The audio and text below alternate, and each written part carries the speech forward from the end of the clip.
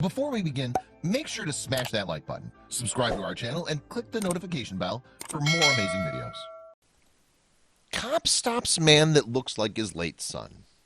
Seconds later, sees what's on his dashboard. Blue and red. Nothing can strike fear into your heart like seeing the unmistakable blue and red flashing lights of a police car flagging you down. Your mind races with all the possible things it could be for. Had you been speeding? Perhaps a taillight was out.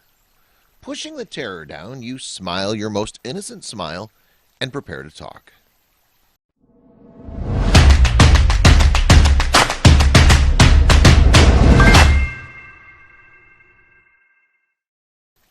One way to a ticket.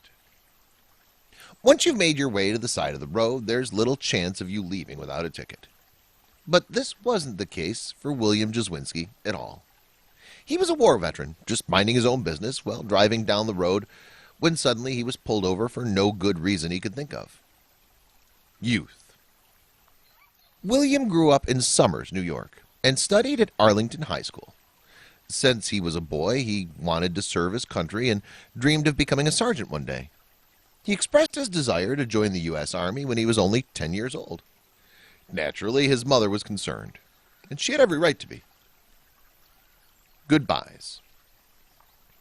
William's chance to fulfill his dreams came in 2013 during the Iraq War.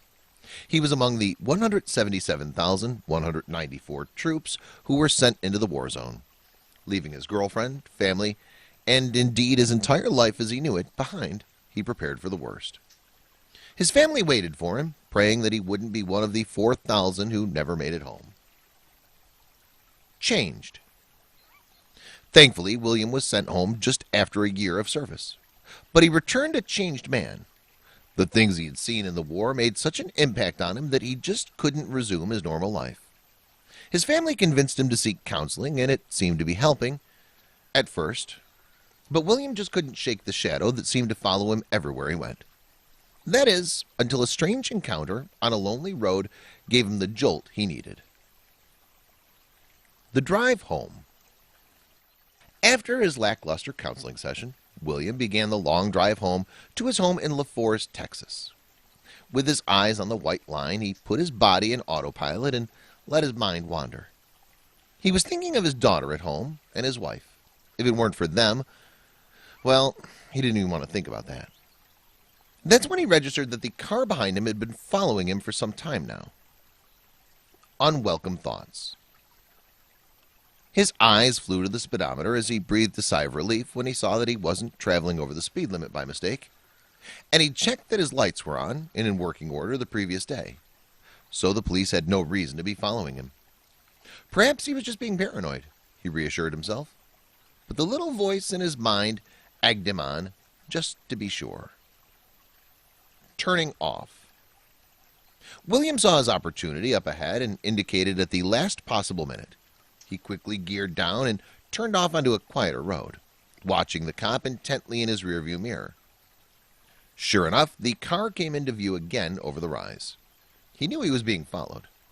Any minute now he knew he'd hear the warning siren that he'd been waiting for. But what followed only unnerved him more. Panic sets in. William's nerves were fraying and he was starting to panic, waiting for the siren that never came.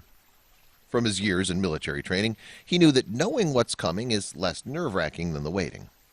5 minutes passed and still nothing. No speaker, no sirens, just him in the cop car following him silently on an empty road. A sign. Suddenly he saw the flash of blue and was almost relieved. That was the sign. The cop wanted him to pull over, which he'd do. Then he'd go through the motions. License presented, some chit-chat, and then he'd be on his way. Or so he thought. William, slowing and pulling onto the verge, had no idea that this strange encounter was about to become a lot stranger. He'd done nothing. William's day began to get a little weird when he rolled down his window to ask the officer outside what the matter seemed to be. And when the officer said that he actually wasn't in any trouble and hadn't done anything to break the law, William noticed that his eyes had moved to the dashboard of his car, coming to rest on something they both held dear. he served his country. William was a former heavy-wheeled vehicle officer for the U.S. Army. He also served in Iraq. So when he saw that the police officer was looking at the American flag that he kept there for remembrance, he never expected what happened next to unfold. It began with the officer simply wanting to give thanks, but it became so much more. A strong connection. After the usual chit-chat, the officer finally opened up about why he was so grateful to the war vet. He began by asking about William's time over there, and slowly it unfolded. The story that the unnamed officer told him had a strong connection to everything that William had been through, and soon William would know everything. Too much to handle. The veteran prominently displays two symbols from his time in the military on his car. One is an Army sticker on his bumper, and the other is the American flag, which the officer had been drawn to.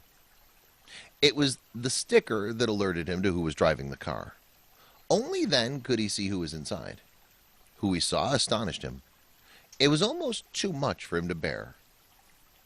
Still in pain, William told the officer a bit about his trip. I went to Iraq. I did a 15-month stint out of Fort Benning. And that's when everything started spilling out. The officer in turn told William some news that was still haunting him to this day. And seeing William only brought up more unresolved pain. Suffering the same. My son went to Iraq. He didn't make it home. Knowing the pain of having been there firsthand, William offered his condolences and also his help. I'm so sorry to hear that. I just finished a PTSD program. PTSD is short for post-traumatic stress disorder, something not uncommon among military men and women. They both had it. I see you have a flag in the truck, the one we got for him. It's at the house. It's just like that. The officer asked him a question, or a favor, that William simply couldn't refuse. Can I ask you, would you mind stepping out and receiving a hug? You remind me of my son. You look exactly like him. When I pulled you over, it was because you look so much like him. I thought you were my son. I still don't believe he's gone most days, the officer said with tears in his eyes. So, did William hug the officer? You better believe it. According to his Facebook post, it wasn't just any old hug either. A moment. With tears in both our eyes, I got out and hugged that man. I'm talking about for a minute or two, crying, down to our knees crying. I needed that, William wrote. Both men seemed to release some grief, with a total stranger. At that moment, William felt himself let go of something that he'd been holding on to for so long. Letting go. It was as if the hug from the policeman had dissolved William's fears and trauma. He almost felt it evaporate and rise up into the ether as both men stood on that empty road, hugging and crying. It was exactly the release he had needed.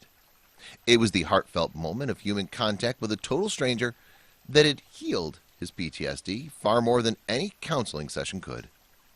He couldn't wait to go home to his wife and daughter and tell them everything.